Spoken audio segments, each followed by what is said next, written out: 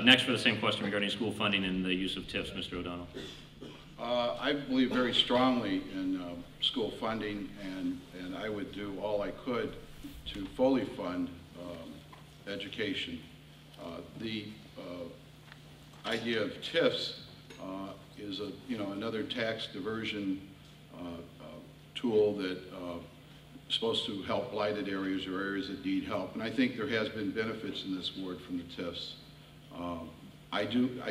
Whenever I'm asked, are they successful or not, I really say I don't know, because they do need more transparency and more accountability. But with that said, they do a function. They do build an area and bring and attract business. We years ago used to work with CDBG funds, and we'd take areas and just try and take an area. If you look at some of the intersections, some of the streets, some of the streetscapes, I think they've been very good. Now, as far as education, we should have, all these TIFs should be outcome-based TIFs. They should have a goal, and as long as we reach that goal, as long as we know what we're doing with that funding, once we reach that goal, this money should go back to the schools. I think if there's one thing that we should invest in, it's our education, and I believe strongly in that. And I work with all the schools, the 3 high schools, and make sure that we have the best high schools in the city.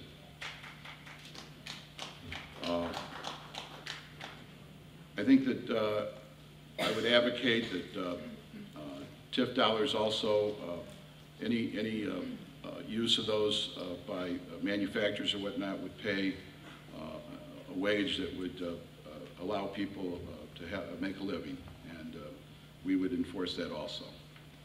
That's it. Okay, thank you. I have one point to ask you there. So just to clarify, you would propose that 100% of all surplus TIF funds go directly to the schools? I know that there's other taxing agencies impacted, but if there's one area that we should, if we have money, and I think the one agency that's been impacted most by TIFs has been education, so therefore I would like to see it go toward education. All right, thank you. Next is Mr. Pawar. Let's call TIFs what they really are. They're a bet. They're a bet that by diverting funds away from schools and other city services, that the short-term gains that you would net through property tax increases is far outweigh what you'd gain by investing in education. That's what it is. Now, there are unintended consequences to every policy action. And what I'm telling you is, in the 47th Ward, there are 3 real big issues related to TIF: transparency, local control, and we need to have real project-based financing. So transparency to me is more than just about putting things on the internet. It means that there's a conversation between the alderman and the community, that those funds are being spent in a responsible way. The second element is local control. Through this ward council, the community will be able to vote on the types of projects that they would like to see take place in the 6 TIF districts in the 47th Ward. And project-based financing, we cannot just create TIF districts. We have 157 of them in the city, or 35% of the city's a TIF district. It just doesn't make sense that this much of the city's blighted. I think moving forward, what we need to do is make decisions about how we're going to reform TIF. If I'm elected, the first thing I'll do is introduce a TIF reform package, which will apply to all TIF districts citywide. And the idea is that we can adjust those TIFs for inflation so that city services don't constantly have to rely on a frozen levy, that there's local control, that we can exempt certain TIF districts from having money diverted away from the schools. At the end of the day, schools are the foundation of the city, of this ward, and I think we're making a judgment by diverting money away from those schools and into the hands of private developers. Look at what happened in 2007 with the eminent domain issue in Lincoln Square. There's a clear connection between campaign contributions and what the alderman was wanting to do. So again, these are your tax dollars. I want to make sure that you're going to have control over them. Okay, thank you. And finally then, Mr. Jackson. I believe TIF reform is long overdue. There's huge lack of transparency and accountability in the process. I feel that, with the next administration, this needs to be a huge priority. TIFs can be a great economic development tool if they're used appropriately, but there's just so many things that need to be changed before I feel that they would be being used appropriately. So first, we need to make sure that the funds generated from a TIF fund are used within their own individual district and not outside of their district. We need to make sure that the project goals are itemized, so you know where the money will be going. We need to examine where surplus funds are going, because those are sometimes used outside their district. And we need to include oversight in the budget process. So with all of these, I feel that there would be an increase in transparency and accountability, and that TIFs are taxpayers' money, so that taxpayers deserve to know where their money is being spent and have a voice in these spending decisions. So I'm very much in favor of TIF reform, and until that reform occurs, I would strongly consider a moratorium on TIFs to ensure that no additional TIFs are created, because I don't think we need to have more TIFs until we solve the ones that we currently have. Thank you. So you would be proposing a moratorium on new TIF districts, but your TIF reform that you would propose wouldn't do anything regarding existing TIFs and the funding in those? So the moratorium would be on the creation of additional TIFs, but the reform would be applicable to the current TIFs. Thank you. Move on to our next question, and the order of the answers will be Mr. Jacks, Mr. Pilar, Mr. O'Donnell, and then Mr. Reichel. Two of our sponsor organizations tonight, Lakeview Action Coalition and ONE, have dealt with the Chicago City Council for years and are part of many citywide coalitions, including New Chicago 2011.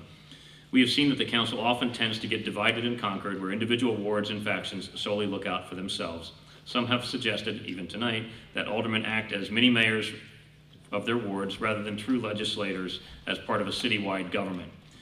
What are your thoughts on this? And as aldermen, how would you build coalitions across the diversity of the city to address key citywide justice issues, and what issue would be your first priority?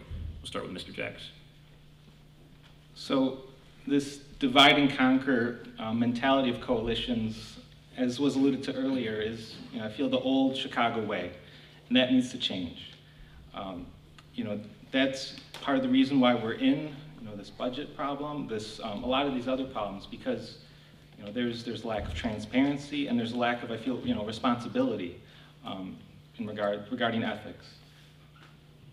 This is a very good opportunity, though, for ethics reform, because in this new city council, there will be a new mayor, there'll be many new aldermen, and hopefully with this new city council, we'll be able to implement some ethics reform. So what does that consist of? A lot of things. There needs to be more inspector general ability to inspect aldermen.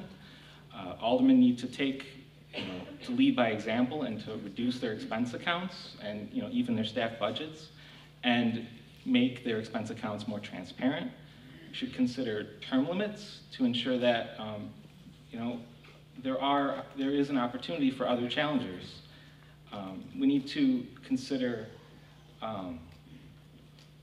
having contracts publicly available, and I think justification as to why those contracts were made in the first place. These are a lot of things, and hopefully they can happen, because I feel that you need more transparency in the process in order to help engage people, because without that, I feel that the government isn't taking its own initiative to engage people. And I feel that hopefully with these changes we can have the new Chicago way. So thank you. Okay. Thank you. Mr. Pilar. Well, I think one of the first things we have to realize is relationships are paramount in government. What an alderman can do, what a legislator is supposed to do, is build relationships. It doesn't mean that I just go jump up and down and talk about reform. It means that reaching across the aisle and talking to the fellow alderman. Every city service is connected. They're connected across ward lines. We have to start looking at it through that prism. One of the things that I keep saying is everything is connected to our budget deficit. How we deliver services, whether we actually need to have 50 ward superintendents, whether we move to a grid-based service delivery, all of these things have to be on the table. How are we going to enact pension reforms? How are we going to reform TIF? All of these things have to be on the table, and in order to discuss these things, we have to have aldermen that are willing to come to the table. We have a strong council, weak mayor form of government, and for the past 20 years, 40, actually 50 years, we've been operating in the opposite. And that means that the city council has the ability to actually push through legislation. And just like at the state and federal level, legislators work together